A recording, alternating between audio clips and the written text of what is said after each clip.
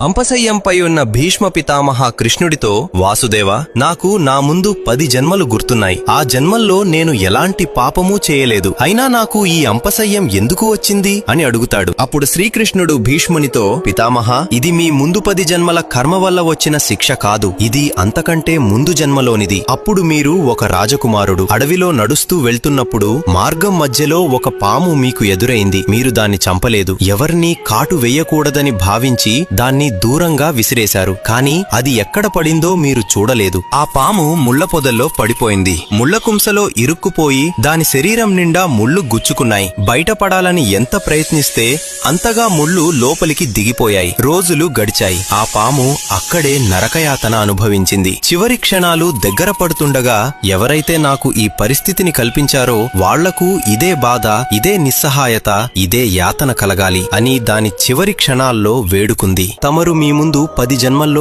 ఎలాంటి పాపం చేయలేదు కాబట్టి మీకు ఈ శిక్ష దొరకలేదు. కాని ఈ జన్మలో మీ కళ్ల ముందే ఒక స్త్రీకి అన్యాయం జరుగుతుంటే మీరు ఆపలేదు. ఆ క్షణమే మీరు ఈ పాపంలో భాగమయ్యారు. అందుకే పితామహ, ఆ రోజు పాము ముళ్ల పొదల్లో చిక్కుకున్నట్లే ఈ రోజు మీరు అంపశయ్యంలో చిక్కుకున్నారు. మనము చేసే ప్రతి కర్మ మనల్ని తప్పకుండా చేరుతుంది. ఈ జన్మలో కాకపోతే మరొక జన్మలో అయినా అని కృష్ణుడు భీష్మునికి వివరిస్తాడు. మీకు శ్రీకృష్ణుడంటే ఇష్టం ఉంటే జై శ్రీకృష్ణ అని కామెంట్ చేయండి.